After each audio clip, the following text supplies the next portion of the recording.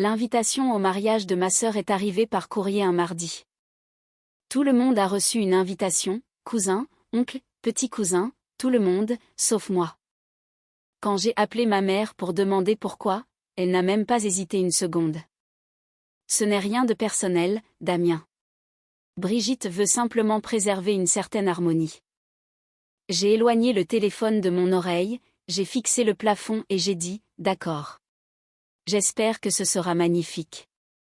Ce que ma mère ignorait, c'est que le domaine viticole que Brigitte avait réservé pour son mariage de rêve s'étendait sur 65 hectares dans la région des Coteaux du Bordelais, et que je possède la propriété juste à côté.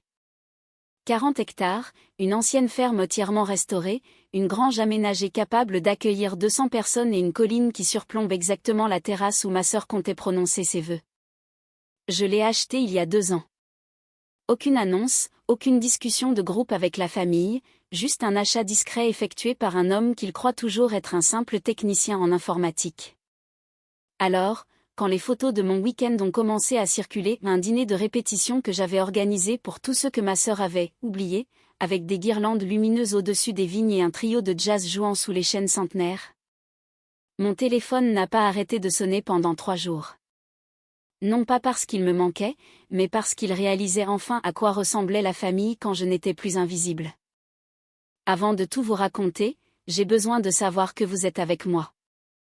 Laissez un commentaire. Dites-moi d'où vous m'écoutez.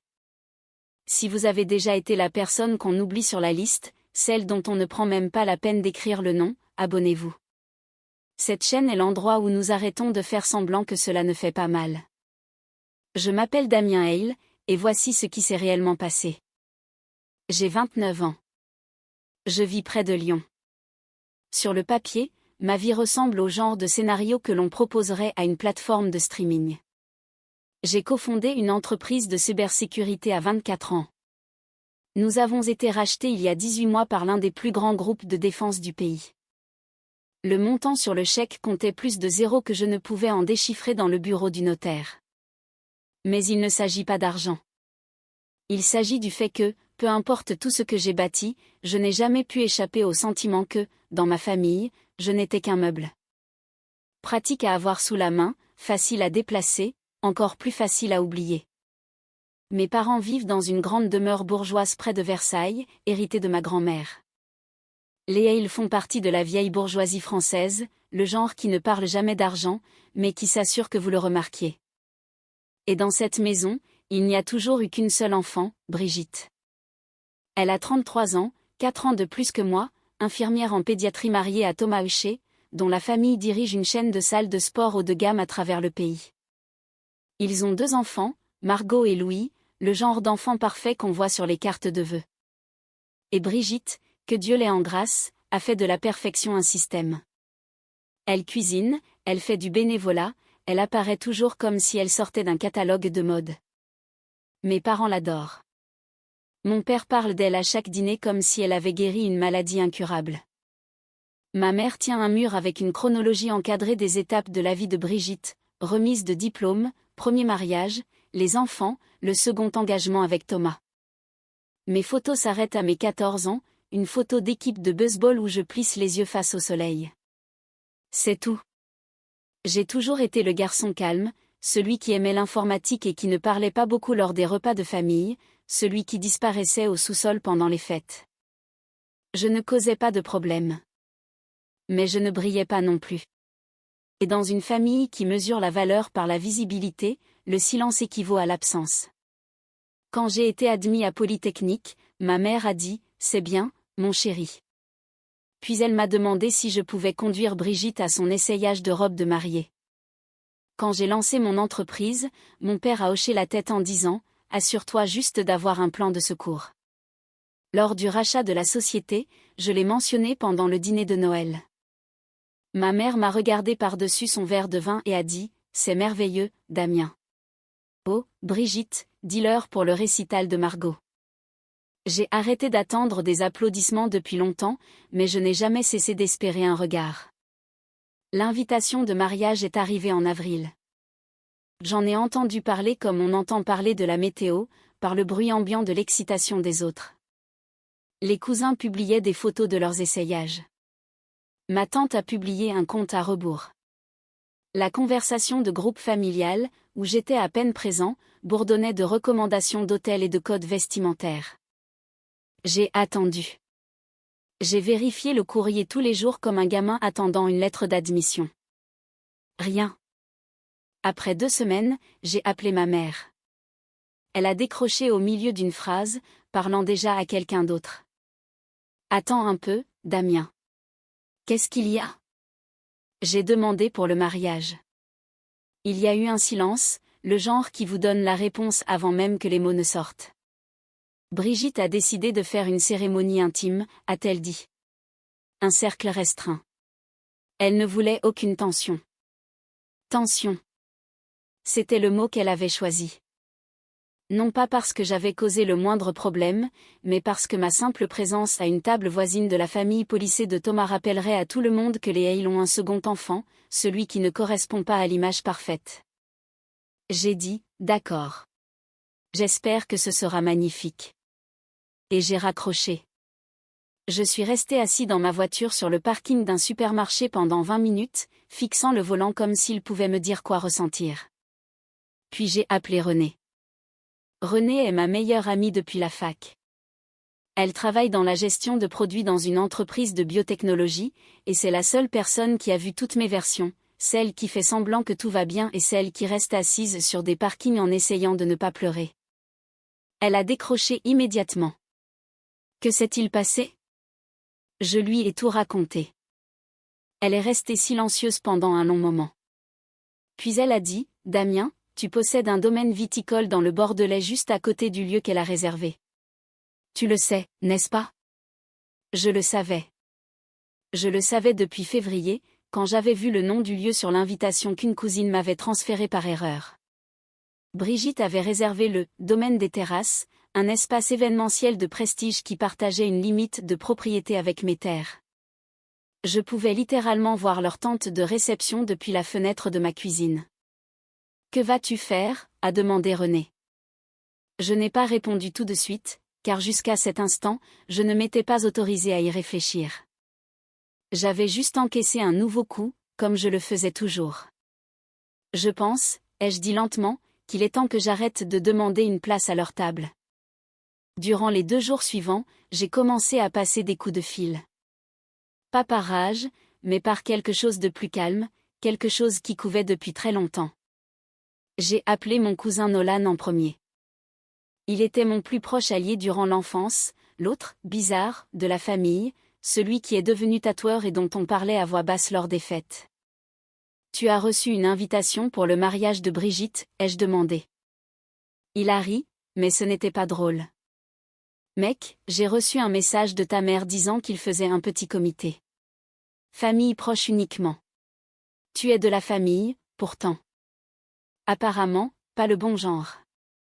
Ensuite, j'ai appelé tante Fiona, la sœur de mon père, divorcée, qui vit dans les Alpes et enseigne la poterie. La famille la traite comme une erreur de parcours.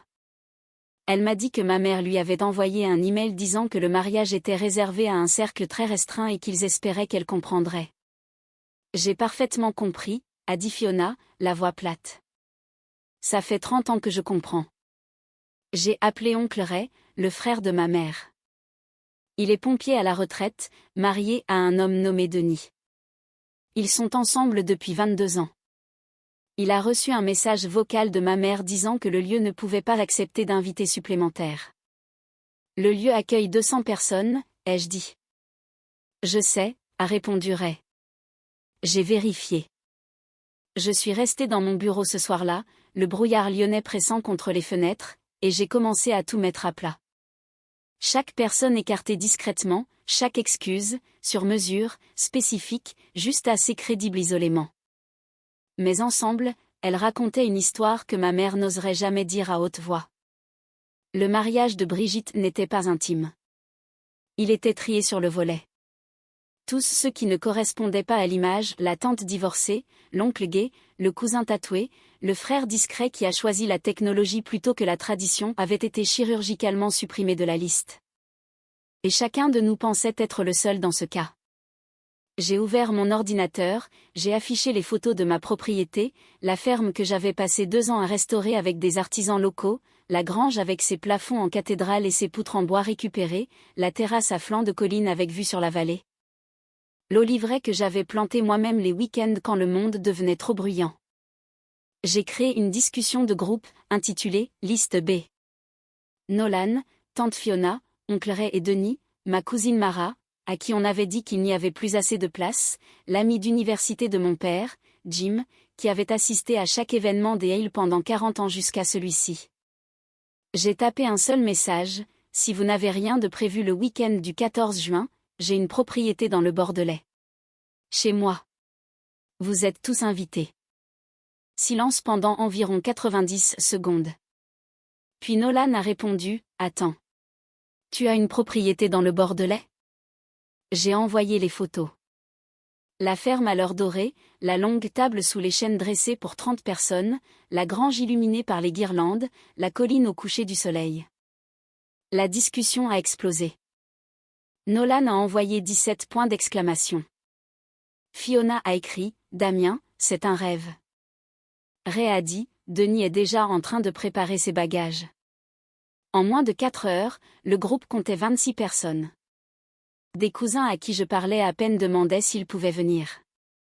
La petite amie de Nolan, qui ne m'avait jamais rencontré, a dit qu'elle apporterait sa fameuse tarte aux pêches. Le collègue de quelqu'un, qui n'avait nulle part où aller pour le week-end, a proposé de faire le barman gratuitement. Ce n'était pas juste une fête. C'était chaque personne qui avait passé des années à sourire malgré le rejet, à qui on disait enfin: tu es suffisant. Viens tel que tu es. Le lendemain matin, j'ai appelé Javi, le gestionnaire immobilier qui m'avait aidé pour la restauration. J'ai besoin de la grange pour 30, peut-être 40 personnes, ai-je dit. Dîner complet, musique live, hébergement pour le week-end. Javi n'a pas sourcillé. Quelle est l'ambiance? Réunion de famille, ai-je dit. Sauf que la famille a vraiment envie d'être là. Il a ri. Nous avons tout planifié ensemble. La maison principale loge 8 personnes. Le loft de la grange possède 4 suites. L'auberge voisine avait de la place. J'organiserai des navettes depuis l'aéroport. Nous ferions un feu de camp le vendredi soir, le dîner principal le samedi après-midi, et un brunch le dimanche avant que tout le monde ne reparte. J'ai contacté une traiteur locale, Diane, qui dirige une entreprise axée sur les produits du terroir. J'ai besoin de nourriture réconfortante, lui ai-je dit. Celle qui fait oublier les téléphones. Mon chéri, a-t-elle dit, c'est tout ce que je fais. Le menu s'est construit rapidement. Poulet rôti aux herbes, agneau grillé, légumes d'été, pain frais, 3 sortes de tartes. Pas de prétention, pas de plan de table basé sur celui qui impressionne le plus ma mère. Juste de la nourriture, des gens et de l'espace pour respirer. Mais c'est là que les choses se compliquent. Ma propriété et le domaine de Brigitte partagent plus qu'une limite. Ils partagent une route. Un chemin de terre à voie unique qui serpente à travers les collines, et quiconque se rendant au domaine des terrasses passerait devant mon portail en montant. Ce qui signifie que le jour du mariage de ma sœur, ses invités verraient ma fête se dérouler en temps réel. Je ne l'avais pas prévu ainsi, mais je ne l'avais pas non plus évité. Le premier obstacle est arrivé rapidement. Ma mère a appelé un mercredi, 3 semaines avant le mariage. J'ai entendu dire que tu faisais quelque chose dans le Bordelais, a-t-elle dit. Pas de bonjour, pas de chaleur, juste de la surveillance enveloppée dans une phrase. J'organise un dîner dans ma propriété, ai-je dit calmement. Pour des amis. Le même week-end que le mariage de Brigitte. Ah bon? J'avais fait exprès de ne pas vérifier. J'ai entendu son soupir. Damien, ne fais pas ça. Ne fais pas en sorte que tout tourne autour de toi. J'ai laissé le silence s'installer un instant. Puis j'ai dit, maman, tu as fait en sorte que ça ne tourne pas autour de moi. Je fais juste autre chose ce week-end-là. Elle a raccroché. 10 minutes plus tard, Brigitte m'a envoyé un message. Maman dit que tu organises une fête à côté de mon mariage? Tu es sérieux? J'ai répondu, c'est chez moi, à 30 minutes de route. Propriétés différentes, liste d'invités différentes, aucune interaction. Elle n'a pas répondu, mais je savais que les rouages tournaient. La semaine suivante, mon père a appelé. Il n'appelle presque jamais. Fils, a-t-il dit, avec la voix qu'il garde pour les choses sérieuses. Ta mère est contrariée. Brigitte est contrariée. Est-ce que tu peux juste reporter ton truc? Mon truc, ai-je répété. Mon dîner chez moi avec des gens que vous avez des invités du mariage. Personne n'a été des invités. La liste était juste sélective. Il a fait une pause. Ce n'est pas juste. Papa, tante Fiona a reçu un email. Oncle Ray a reçu un message vocal à propos des invités supplémentaires dans un lieu qui accueille 200 personnes. Nolan a reçu un message. Chaque personne a reçu une excuse différente. Mais le résultat était le même. Encore une pause, plus longue cette fois. Nous voulions juste que ce soit spécial pour Brigitte. Et pour le reste d'entre nous? Il n'avait pas de réponse. Je n'en avais pas besoin. J'avais déjà dépassé l'étape de ma vie où leur silence signifiait que j'avais tort. 2 semaines avant le week-end, un coup de théâtre. Ma grand-mère, la mère de mon père, grand-mère Eileen, 84 ans, plus vive que n'importe qui dans la famille, m'a appelé à l'improviste. Nous nous parlons une fois par mois, toujours brièvement. C'est le genre de femme qui dit ce qu'elle pense en 3 phrases et raccroche. Damien, a-t-elle dit, j'ai entendu dire que tu faisais du bruit. J'organise un dîner, mamie. Ta mère m'a appelé 4 fois cette semaine. Elle veut que je t'en dissuade. Et je lui ai dit que je t'appellerai. Je ne lui ai pas dit ce que je te dirais. J'ai attendu. Tu fais ce que tu as à faire, a-t-elle dit. J'ai regardé cette famille jouer aux favoris assez longtemps. Ne les laisse pas te rabaisser. Puis elle a fait une pause et a ajouté, quel temps fait-il dans le Bordelais en juin? Chaud, ensoleillé, parfait en fait. Bien. Je déteste le froid. Elle a raccroché et je suis restée là avec un sentiment étrange dans la poitrine. Quelque chose entre l'espoir et la terreur, parce que grand-mère Eileen ne dit jamais rien qu'elle ne pense. La semaine est arrivée. Je suis arrivée le mardi. Javi m'attendait sur la propriété avec un presse-papier et un grand sourire. La grange est incroyable, a-t-il dit. Et c'était vrai. Les guirlandes zigzaguaient au plafond. La longue table était drapée de lin, décorée de fleurs sauvages des champs. Dehors, le brasero était prêt. La terrasse de la colline avait des chaises disposées face au coucher du soleil. J'ai parcouru la ferme, vérifiant les chambres. Chacune avait des draps frais, un petit panier avec de l'eau, des collations, une note manuscrite, bienvenue. Cette maison est la vôtre ce week-end. Pour les suites de la grange, j'ai ajouté du vin d'un vignoble local et une carte disant, pas de plan de table, pas de code vestimentaire, juste vous. Ça semble peu, mais pour des gens qui ont passé des années à se faire dire qu'ils ne correspondaient pas, les détails comptent. Les invités ont commencé à arriver le vendredi. Nolan s'est garé dans une Jeep de location, musique à fond, souriant comme un enfant le jour de Noël. Tante Fiona est arrivée avec une valise et une bouteille de whisky irlandais qu'elle gardait pour la bonne occasion. Oncle Ray et Denis sont arrivés avec des chemises en lin assorties, Denis portant un jeu de société qu'il avait fabriqué à la main. Vendredi soir, il y avait 28 personnes sur ma propriété. Certains que je n'avais pas vus depuis des années. Certains que je rencontrais pour la première fois, la petite amie de Nolan, Tessa, le nouveau partenaire de Mara, Sam, un voisin nommé Diego que Javi avait invité car il venait d'emménager dans la région et ne connaissait personne. Le feu de camp de ce soir-là était la première fois que j'entendais autant de gens rire au même endroit sans que personne ne joue la comédie. Personne n'essayait d'impressionner personne. Personne ne se comparait au succès de l'autre.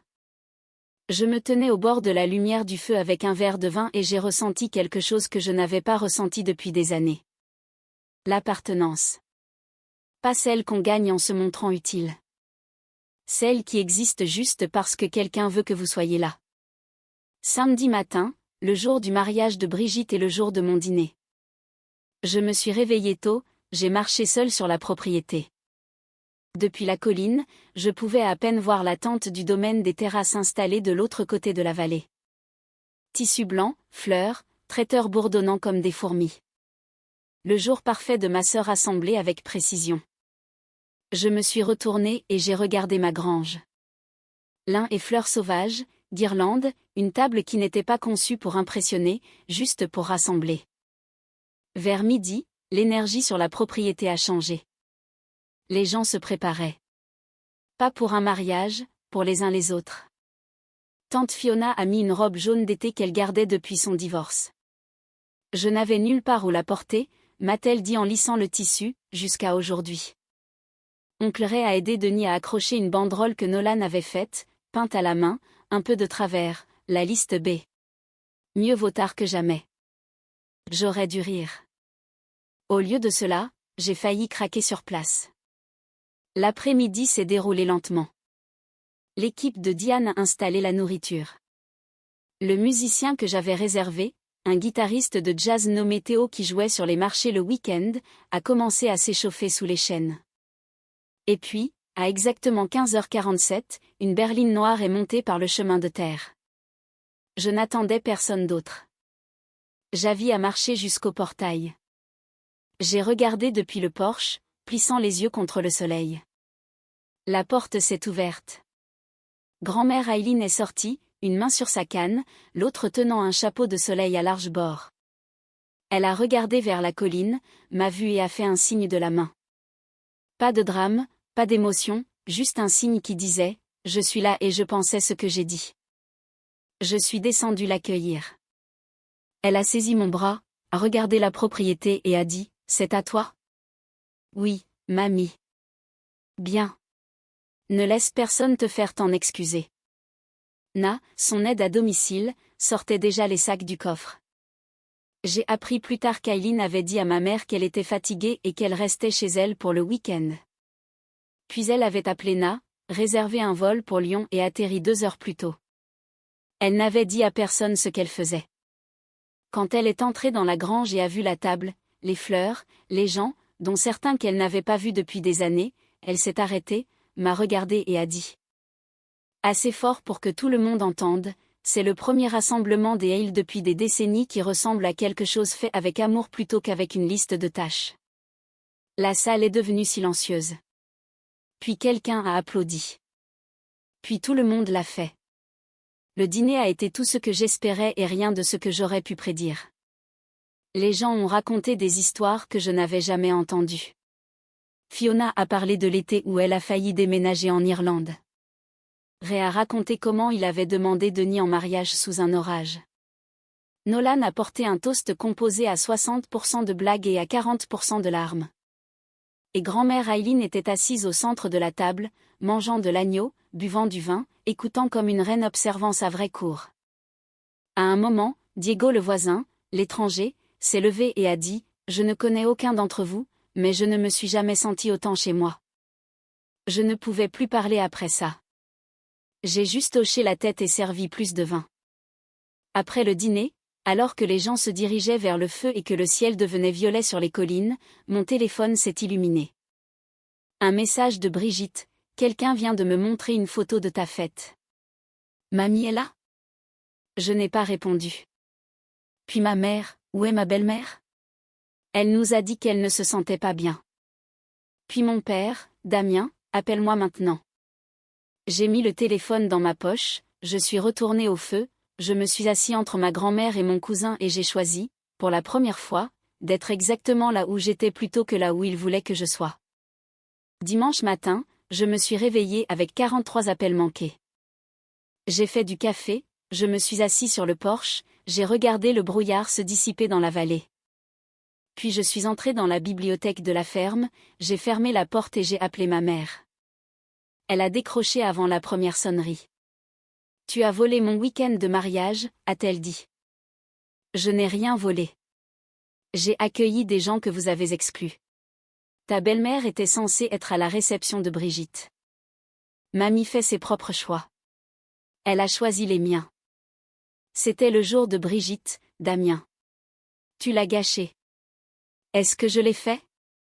Parce que d'après ce que je peux voir, son mariage s'est déroulé exactement comme prévu. 200 invités, le lieu qu'elle voulait, la robe, les photos. Rien n'a changé pour elle. La seule chose qui a changé, c'est que tu as découvert que d'autres personnes avaient autre chose à faire. Silence.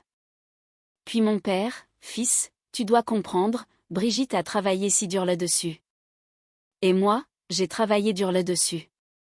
La différence, c'est que je n'ai exclu personne pour y arriver. La voix de Brigitte a coupé, tendue, tremblante, tu as fait ça pour me voler la vedette le jour de mon mariage. Tu ne pouvais pas juste me laisser avoir ça? Je t'ai laissé tout avoir. Je n'étais même pas sur ta liste d'invités. Je ne me suis pas montrée à ton lieu de réception. Je n'ai rien publié sur les réseaux sociaux. D'autres personnes l'ont fait parce qu'elles étaient heureuses. Pour la première fois depuis des années, elles se sont senties désirées. Mamie aurait dû être avec nous. Mamie aurait dû être là où elle se sentait aimée. Demande-toi pourquoi elle a choisi ma table. Et puis, comme si elle attendait son signal, j'ai entendu la porte de la bibliothèque grincer derrière moi. Grand-mère Aileen, en peignoir, tenant une tasse de thé, s'est assise à côté de moi et a dit vers le téléphone, « Je suis venue ici parce que je le voulais. Personne ne m'a piégé. Personne ne m'a soudoyé. » J'ai regardé les deux options, un mariage où la moitié de la famille était délibérément écartée, et un dîner où tout le monde était le bienvenu, et j'ai fait mon choix. Mère Aileen, a commencé ma mère. Je n'ai pas fini, a dit grand-mère, et la ligne est devenue silencieuse. J'aime Brigitte. J'étais heureuse pour son mariage, mais j'ai regardé cette famille écartée des gens pendant 30 ans. Fiona, Ray, Nolan, et maintenant Damien. Vous n'excluez pas les gens parce qu'ils ne correspondent pas au portrait que vous voulez peindre. Ce n'est pas une famille. C'est une audition, et je suis trop vieille pour passer des castings. Personne n'a parlé. Grand-mère a serré ma main et s'est levée. Vous avez tous mon numéro, a-t-elle dit. Utilisez-le quand vous serez prêt à faire mieux. Pas avant. J'ai mis fin à l'appel. Cet après-midi-là, alors que les invités faisaient leur bagage, s'embrassaient, échangeaient leurs numéros et promettaient de recommencer, je suis restée assis sur la colline seule pendant un moment. La tente de mariage de l'autre côté de la vallée était en train d'être démontée. Tissu blanc qui descendait, chaises empilées. Ma grange avait encore des fleurs sur la table. Puis les messages ont commencé. Brigitte en premier, étonnamment. Long, décousu. Elle a commencé par la colère, mais à mi-chemin, quelque chose a changé. Elle a écrit sur la façon dont elle avait toujours eu l'impression qu'elle devait être parfaite, que l'approbation de nos parents était conditionnelle, et qu'elle vivait dans la terreur de la perdre. Elle a dit, regarder mon rassemblement de loin, entendre les gens en parler, voir les photos, cela m'a fait réaliser que j'avais passé toute ma vie à gagner l'amour au lieu de simplement le recevoir. Je ne t'ai pas laissé hors de la liste parce que je ne voulais pas de toi, a-t-elle écrit. Je t'ai laissé dehors parce que maman a dit que ton style de vie mettrait les parents de Thomas mal à l'aise, et je l'ai écouté. Je déteste le fait de l'avoir écouté. Papa a envoyé 3 mots, je suis fière de toi. Pas de contexte, pas de suite, mais je les ai lus 11 fois. Celui de maman est arrivé en dernier. Court, prudent, comme si elle marchait sur la glace. On peut parler? Pas pour se disputer. Je veux comprendre.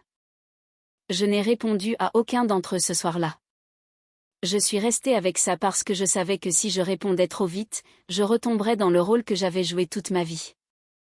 Le réparateur, le médiateur, le garçon qui mettait tout le monde à l'aise à ses propres dépens. Et ce garçon-là, c'était fini. 3 jours plus tard, j'ai envoyé un seul email aux 3. Je leur ai dit que le week-end dans le Bordelais n'était pas une question de vengeance ou de compétition. C'était une question de construire quelque chose. Je n'avais jamais eu une table où je n'étais pas une pensée après coup. Je leur ai dit que s'ils voulaient faire partie de ma vie, j'avais besoin de 3 choses, s'intéresser à mon travail, me rendre visite au moins une fois, et arrêter de me traiter comme une note de bas de page dans l'histoire de Brigitte. Aucune excuse dramatique requise. Juste de la présence. Une présence réelle, constante, non jouée. Et je leur ai dit une dernière chose, l'année prochaine, même week-end, même propriété, j'organise à nouveau. Tout le monde est invité, y compris eux. Mais seulement s'ils viennent prêts à voir toute la famille, pas seulement les parties qui les mettent à l'aise.